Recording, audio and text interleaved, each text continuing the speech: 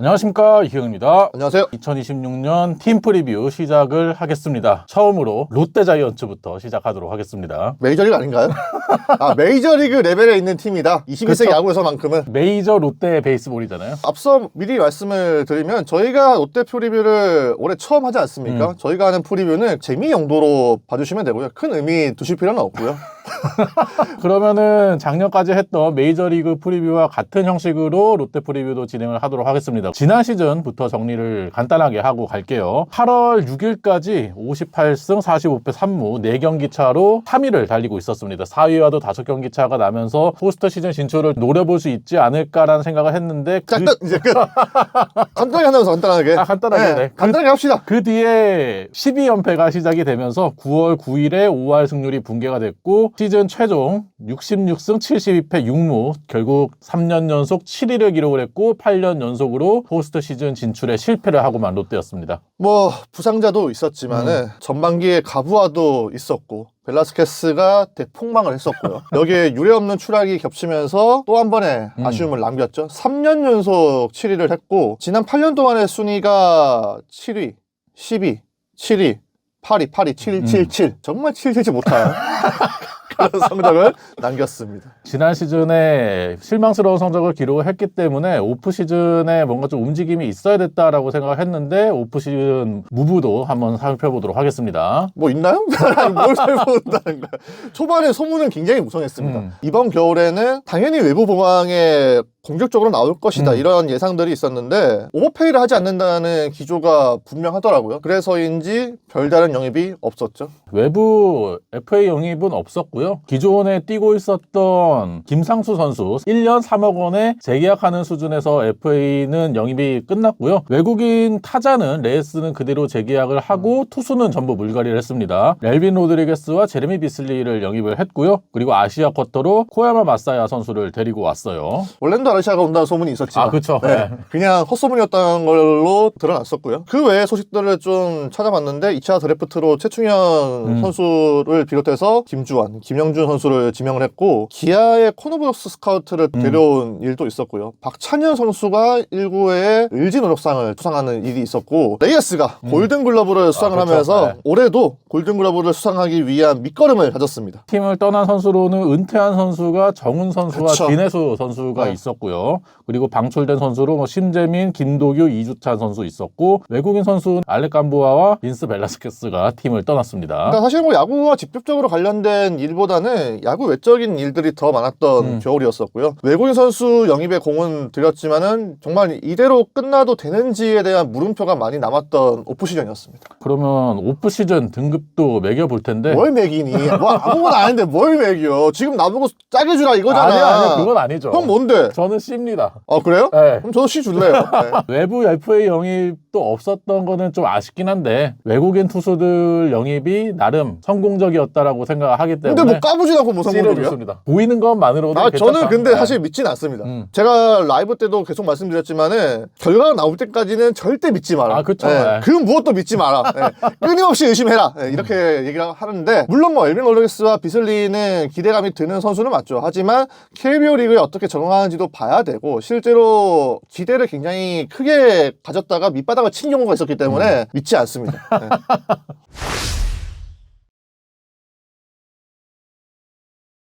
저희가 원래 메이저리그 프리뷰를 보낼 때는 팬그래프 기준으로 해서 예상 라인업, 선발진, 불펜진들을 내보냈는데 KBO 리그에서는 팬그래프가 존재를 하지 않으니까 제가 임의로 라인업, 선발진, 불펜진을 구성을 해봤거든요. 이대로 된다는 것도 아니고 이게 옳다는 것도 아닙니다. 하지만 예상 라인업이나 선발진, 불펜진들이 있는 게 좀 더 편할 것 같아가지고 한번 짜봤고요. 절대 이대로 되지 않을 겁니다. 네. 자막을 참고해 주시기 바라고요.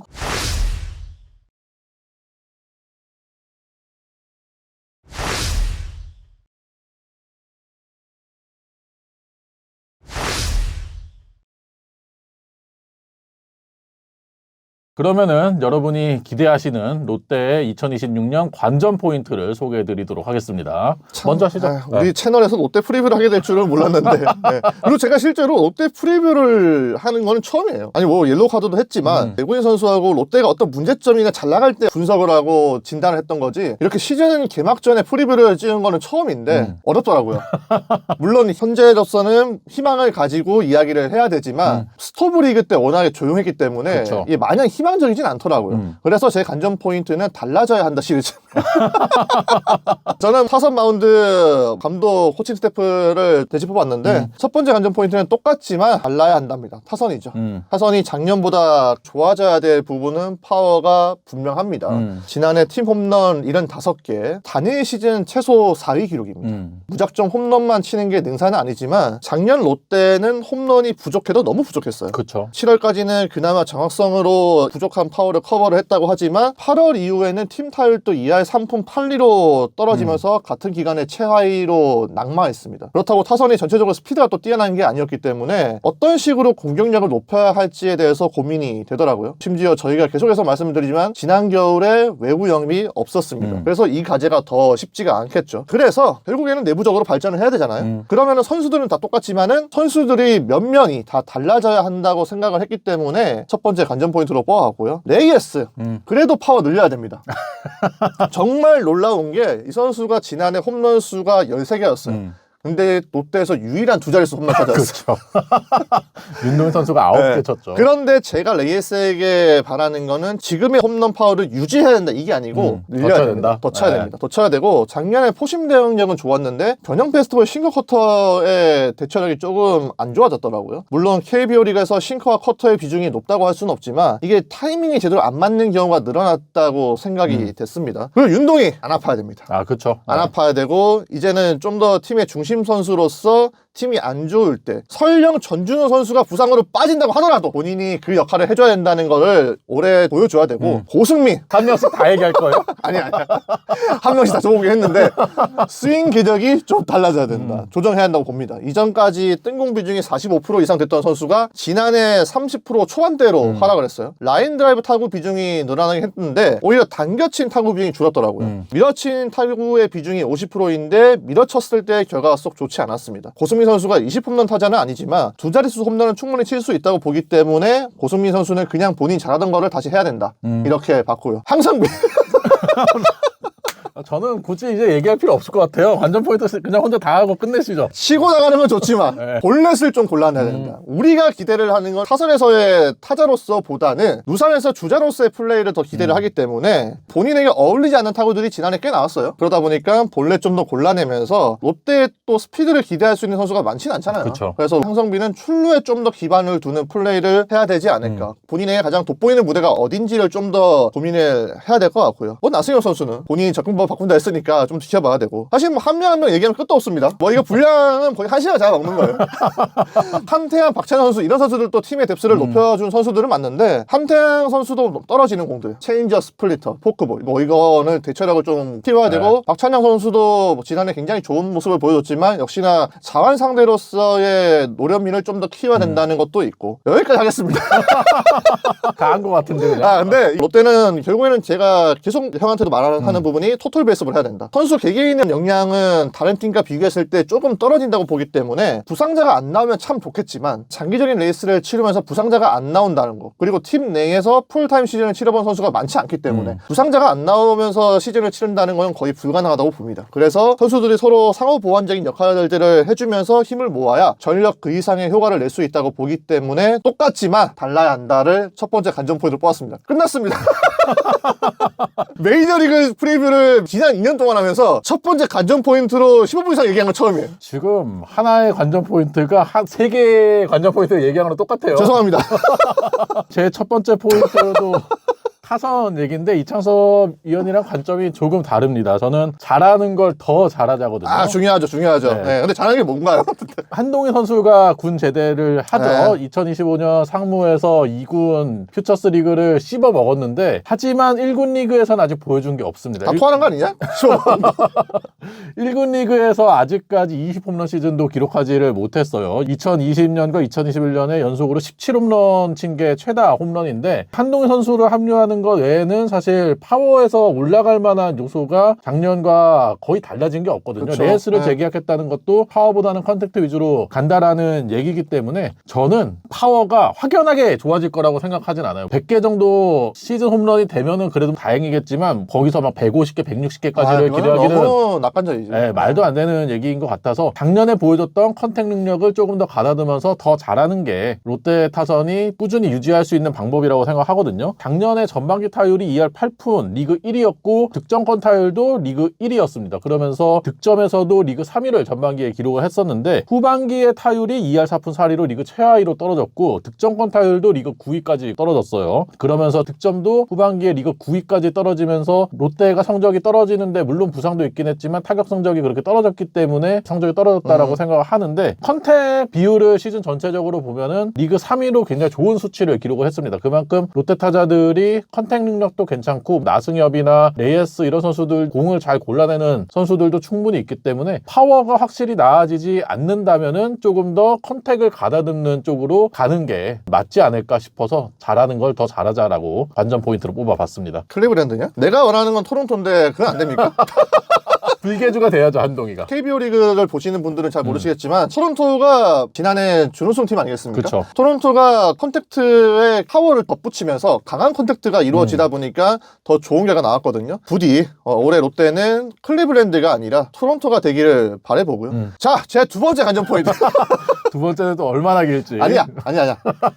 좀 반성했습니다. 네. 네, 너무 길게 했다. 두 번째, 빠르지만 변해야 한답니다. 마운드죠. 롯데가 이제 더 이상 구속에서 밀리는 팀은 아니에요. 그렇죠. 지난해 팀 포심의 평균 구속이 147.3km. 하나에 이어서 두 번째로 빠른 공을 던진 팀이었습니다. 포심 평균 150km 이상 찍은 선수가 팀 내 5명이나 됐어요. 스태티즈가 구속 집계를 공개한 이후에 처음 있는 일이었습니다. 여기에 간부아가 떠나긴 했는데 그래도 메이저리그에서 포심 평균 151.9km를 찍었던 엘빈 로드리게스가 합류를 하다 보니까 간부아의 이탈이 구속의 저하로 올 것 같지 않단 말이에요. 비슬리도 NPB에서 150 가까이 찍었던 투수기 때문에요. 역시나 또 강력한 구위를 가지고 있는 큐어맨까지 가세를 했기 때문에 아마 포심 구속은 더 빨라질 것으로 기대가 됩니다. 문제는 구속만 빨라서는 한계가 있어요. 물론 ABS가 도입되면서 공이 빠른 게 당연히 유리하죠. 그런데 제구나 볼배합 이런 것들이 더해져야 그 효과가 높아지지 않겠습니까? 근데 제구와 볼배합이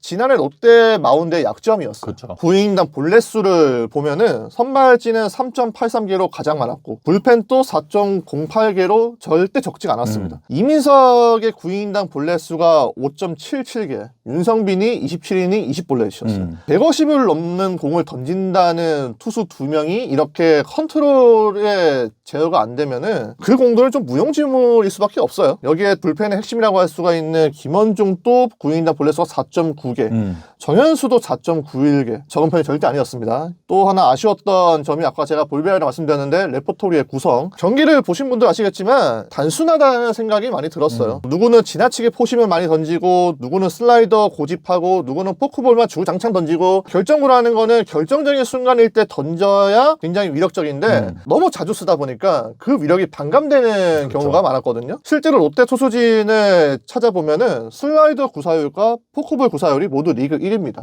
얼마나 많이 의존했는지를 알 수가 있죠. 올해는 아마 이 부분에 대한 조정이 필요할 것으로 생각이 되는데요. 끝난 게 아닙니다. 또 한 명 한 명씩 얘기할 건가요? 아닙니다. 전체적으로. 작년에 롯데가 잘 안 던진 공이 커브와 커터였습니다. 그런데 올해 엘빈 로드리게스가 결정과 커브죠. 그렇죠. 또 비슬리가 NPB에서 잘 던진 공이 커터였어요. 김상진 투수 코치가 현역 시절에 커브의 달인으로 그쵸. 유명했잖아요. 그리고 또 카네무라 코치는 포크볼에 일가견이 있는 분이었고요. 약점 약점하고 강점을 동시에 보완하고 강화하는 식으로 갈 수 있다는 걸 올해 기대를 하면서 봐야 되지 않을까 싶고, 포신 구속이 빨라진 건 분명히 반가운 부분이지만 올해 여기서 더 나가서 이 구속과 시너지 효과를 낼 수 있는 요소가 나와야 된다고 보기 때문에 두 번째 관전 포인트로 빠르지만 바뀌어야 한다를 써봤습니다. 저도 투수진 얘기인데 비슷합니다. 9위를 믿어라입니다. 되게 긍정적이네. 그래도 그렇죠. 예. 아무래도 많은 롯데 팬들이 보실 거기 때문에 몸을 많이 사리네요. 아니야, 사리는 게 아니라 딴 데 가면은 그렇게 냉철하게 얘기를 하더니 아니, 부정적 얘기를 하고. 그렇다고 막 못할 거라고 얘기할 순 없잖아요. 프리뷰에서. 지난 시즌에 앞서 이창섭 위원이 얘기해 주신 대로 리그 2위를 기록을 했는데 한화에 이어서 포신 구속에서 저는 거기서 또 주목을 했던 게 국내 선수들의 구속이었는데 국내 선수들도 포신 구속이 146.8km 리그 2위였습니다. 한화에 이어서 두 번째로 빠른 구속이었고요. 지난해 100이닝 이상 던진 투수 가운데 박세웅이 포신 구속 4위, 그리고 나균환 선수도 8위를 기록할 정도로 선발진의 국내 선수들도 구속 경쟁력이 있고 5선발 후보로 갈 수 있는 이민석 선수도 150km를 평균적으로 지난 시즌에 찍었던 선수이니만큼 이번에 엘빈 로드리게스와 비슬리도 구속이 잘 나오는 선수들이다 보니까 올 시즌은 리그 최고의 구속을 보여줄 수 있는 팀이라고 생각하는데, 구속만 바탕으로 봤을 때는 현대야구 트렌드에 가장 부합한 팀이야. 그렇죠. 구속혁명을 일으키고 있는 그렇죠. 팀이니까. 예. 뭔가 좀 이것도 아니.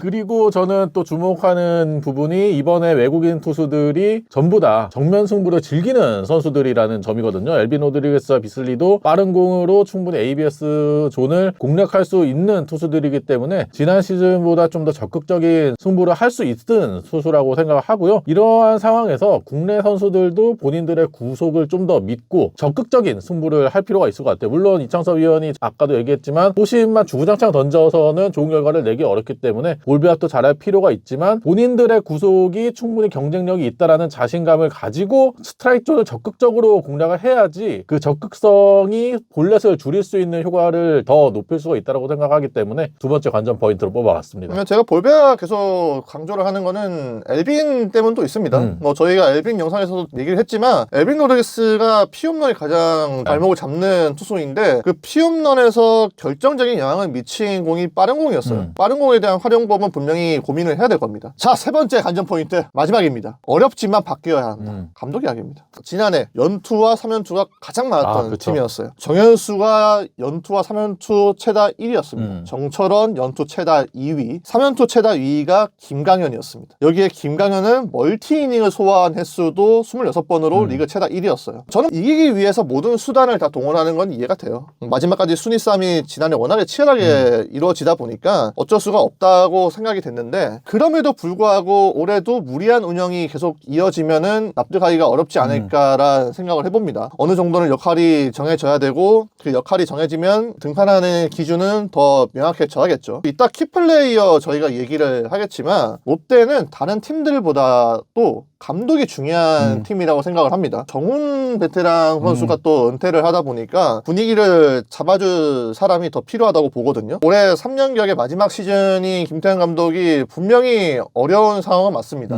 FA에서 데려온 선수가 없었고 외부 보강이 있지 않았다 보니까는 김태형 감독이 매우 힘든 상황에 놓인 거는 맞는데 작년보다는 좀 더 계획된 운영을 통해서 가을 야구를 할 수 있기를 바라고요. 쉽지 않은 상황인 건 인정을 하지만 그래도 여기서 증명을 하면 감독으로서의 위상이 더 높아지지 않겠습니까? 그렇죠. 네, 그런 부분에서 어렵지만 바뀌어야 한다를 마지막 관전 포인트로 써봤습니다. 제 마지막 관전 포인트는 뎁스 관리입니다. 지난 시즌 성적이 막판에 떨어진 부분도 부상자가 계속해서 나왔기 때문에 이거 되게 중요해요. 네. 그런 면에서 관리가 좀 안 됐다라는 부분이 있었거든요. 지난 시즌에 야수진 중에서 130경기 이상 출전한 선수가 레이스 전 경기 출장한 선수 딱 한 명밖에 없었습니다. 나머지 선수들 고승민 선수가 두 번째로 많이 출전했는데 121경기 나왔고요. 장두성 118경기, 전준우 선수도 부상으로 인해서 114경기밖에 뛰지를 못했었거든요. 윤동희 선수도 계속해서 부상이 있었고 고승민도 내복사근 부상이 있었고 유강남도 시즌 막판에 퇴골 부상이 있었고 내가 다 아프다 지금. 주전 유격수로 올라오는 듯했던 전민재 선수도 만군의 출혈에 내복사근 부상에 마운드 위에서도 최준용 선수가 부상으로 빠지기도 했었고 부상으로 상당히 고전을 했기 때문에 지난 시즌에 뎁스가 얇은 상황이 되어버리다 보니까 보니까 시즌 막판에 체력 관리가 안 되면서 더 성적이 떨어진 면도 있었거든요. 근데 올 시즌 외부 영입이 없다라는 점을 계속 강조를 드리고 있는 데다가 시즌 시작하기 전부터 마운드에 김원중 선수 교통사고 당했죠. 그리고 최준용 선수도 늑골연골 부상을 당하면서 시즌 초반에 뎁스가 얇아진 상태에서 시작을 할 수가 있단 말이에요. 그렇기 때문에 초반부터 주전 선수들의 체력 관리를 잘해줄 필요가 있을 것 같아가지고 이 점에 대해서도 감독과 코칭 스태프의 역량이 또 중요하지 않을까라는 생각이 듭니다. 그러니까 롯데는 주전과 비주전의 격차가 다른 팀들보다 없어야 돼요. 지난해 이렇게 많은 부상자들 나오면서 경험이 부족한 선수들의 경험치가 채워졌습니다. 그렇죠. 문제는 또 한 번 이런 상황이 발생했다고 하더라도 그 선수들이 이제는 경험치를 채우는 시즌이 되면 안 돼요. 그렇죠. 지난해 충분히 경험을 했기 때문에 그 경험을 토대로 한 단계 도약하는 선수들이 나와줘야지 롯데가 그 전력에서의 아쉬움을 상쇄할 수가 있겠죠.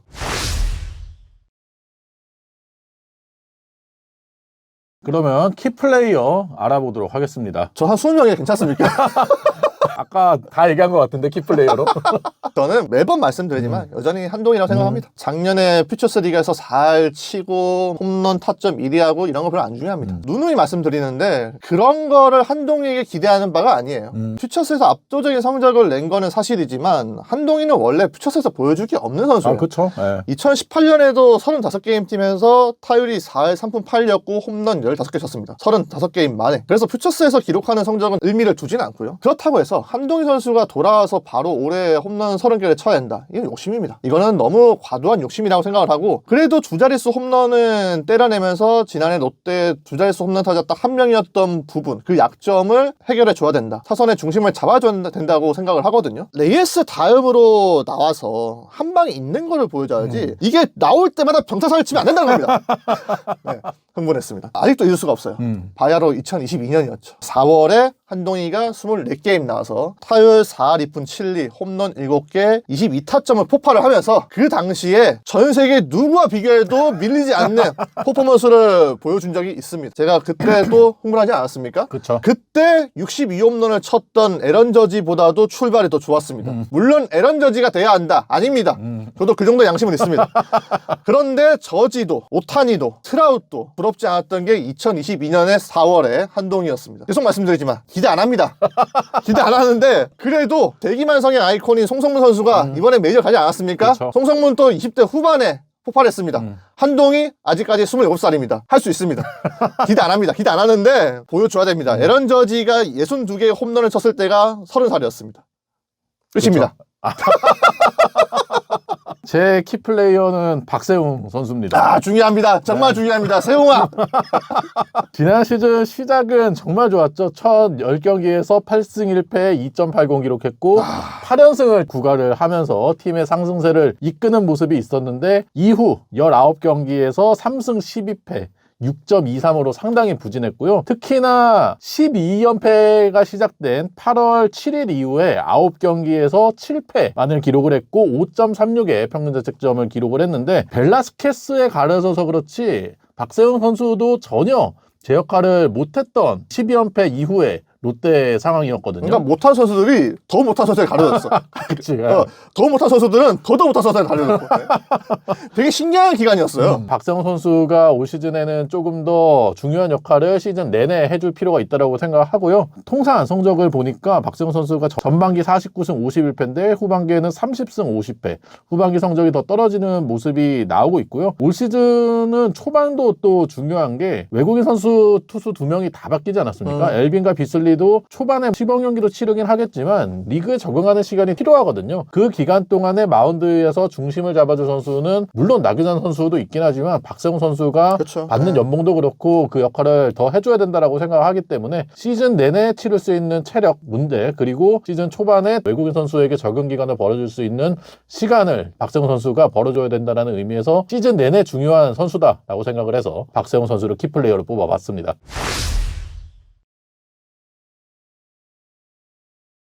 그러면 최고 최악 시나리오를 알아보도록 하겠습니다. 최고 시나리오는 저는 뭐 굳이 말을 해야 될까요? 우승? 통합 우승인데요? 통합 우승이요? 통합 우승인데요? 통합 우승을 하면서 이희영 위원과 함께 국토대장정을 합니다. 네, 서울에서 사직까지 걸어갑니다. 할 수 있잖아. 해야지 뭐. 해야죠. 네, 당연히 해야지. 통합 우승 네. 정도면 해야지. 저는 최고 최악 시나리오 좀 더 스탯적으로 적어봤는데 최고의 시나리오는 선발 4인방 엘빈, 비즐리, 박세용, 나균환이 동반 10승 이상을 기록한다입니다. 아, 좀 짜다. 짜요 이게? 10승 이상이잖아. 15승 이상 가져야 60승이 나오는데? 뭐 다른 데서 승리를 많이 챙겨내죠. 이거 그럼 40승인데? 아 플러스잖아요. 10승 플러스. 아니야, 뭔가 짠데? 이게 최고야? 이게 최고라고? 형이 생각하고 있는 롯데 진짜 전력을 알겠네. 아니 이게 기준이 있어요. 기준이. 롯데가 마지막으로 포스트 시즌 진출했던 2017년에 10승 투수가 3명 있었습니다. 레일리, 박세웅, 송승준. 그 뒤로는 3명 이상도 10승을 기록한 시즌이 한 번도 없었어요. 근데 4명이 10승을 거뒀다? 그러면 2017년보다 더 좋은 성적을 기록할 수 있다고 생각하기 때문에 최고의 시나리오로 뽑아왔습니다. 뭐 소인치 않지만 네, 받아드리겠습니다. 자, 최악의 시나리오. 주간 롯데 4월 폐지. 봄대도 안 된다. 주간 롯데가 4월에 폐지한다는 건 그냥 끝났다는 거예요. 시즌 접었다는 거죠. 시즌 접었고 아마 코칭 스태프의 변화 분명히 있겠죠. 네. 제 최악의 시나리오는 홈런 수는 그대로 타율마저 하락입니다. 작년에 그래도 성적을 내줬던 타율이 더 떨어진다면 롯데가 올 시즌도 좀 쉽지 않을 거라고 생각을 해서 최악의 시나리오로 뽑아왔어요. 홈런 수가 그대로라는 거는 한동희가 몇 개 친다는 거야? 뭐 그것까지는 자세하게 얘기하지 아니, 않습니다. 한동희가 몇 개 친다는 거야. 애들 아파가지고 다 못 쳤는데 부상자들 돌아와서 풀 전력으로 가는 하는데 윤고나는 몇 개 친다는 거야. 아니, 항은 빼자. 항은 빼고 보면 뭐 이런 윤고나 것까지 얘기하죠? 하는 몇 개 쳐야 돼. 그러니까. 이렇게 자세하게 얘기해야 되는 거였어요? 그렇지. 수색적으로 갈 거면 이렇게 얘기해야지. 그냥 그 정도까지만 얘기하겠습니다. 이게 최악의 시나리오는 자세하게 얘기 안 하는 게 정신 건강에 좋으니까요. 알겠습니다. 네. 네.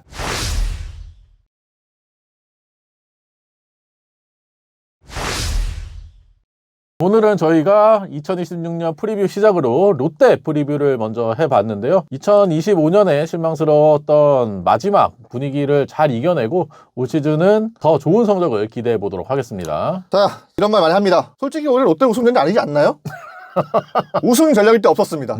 우승했을 때도 우승 전략일 때 없었어요. 우승 전략이었다면 통합 우승 이미 했겠죠. 그렇죠. 우승 전략이 아니더라도 우승할 수 있는 게 야구입니다. 그리고 꿈을 꾸지 않는 자는 늙는다고 하죠. 모두 롯데 우승을 꿈꾸면서 늙지 마세요. 여기까지입니다. 그러면 여러분이 생각하는 2026년 롯데에 대해서도 댓글로 많이 달아주시고요. 구독과 좋아요 부탁드릴게요. 다음 프리뷰로 찾아뵙도록 하겠습니다. 안녕.